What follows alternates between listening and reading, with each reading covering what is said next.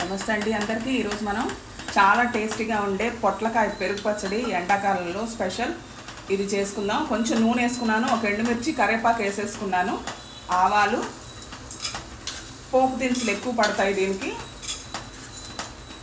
శనగపప్పు, మినప్పప్పు అన్నీ ఒక 2-3 టేబుల్ స్పూన్స్ వేసుకోండి. జీలకర్ర మాత్రం చాలా కొంచెం, పావు టీ స్పూను. పోపు వేడెక్కే లోపు ఇక్కడ చిన్న అల్లం ముక్క మిక్సీలో రుచికి తగ్గినట్టు నేను 2 పచ్చిమిర్చి చిన్న వేస్తున్నాను, పావు కప్పు పచ్చి కొబ్బరి ముక్కలు, కొంచెం కొత్తిమీర వేసి పేస్ట్ చేసుకుందాం. సొరకాయ పొట్లకాయ ఒకటి గుండుగా ఉంది, ఇది తీసుకొని సన్నగా కట్ చేసుకుందాము.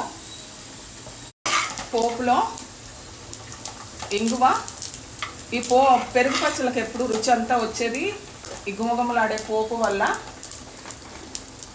పసుపు కూడా పోపులోనే వేసుకోవాలి.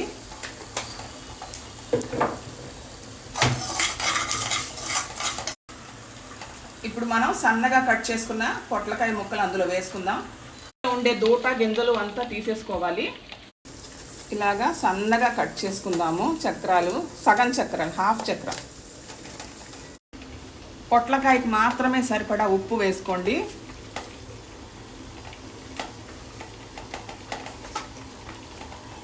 కొంచెం నీళ్లు చల్లి ఒక 4-5 స్పూన్లు దీన్ని మెత్తగా మగ్గించుకుందాము.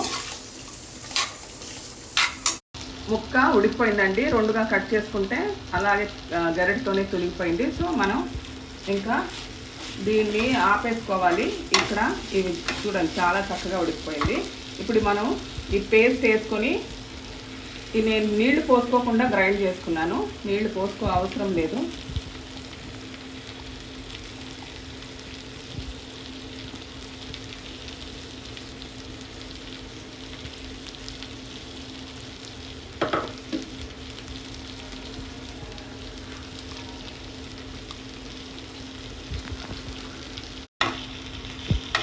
ఇది ఒకసారి కలిపేసుకున్న తర్వాత స్టవ్ ఆపేద్దాము. ఇంకా ఉడకక్కర్లేదు, పచ్చి కొబ్బరి పేస్ట్ వేసాక. ఇంకా ఎక్కువ ఉడికితే నూనె వాసన వస్తుంది, కొబ్బరి నూనె వాసన. దీన్ని ఇప్పుడు మనం చల్లారి చేసుకుందాం.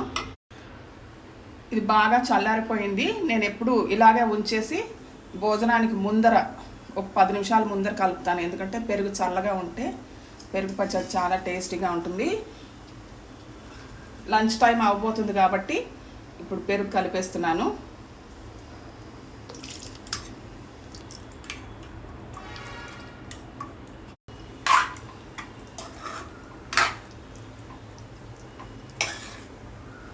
చూడటానికే కాదండి, తినడానికి కూడా చాలా బాగుంటుంది.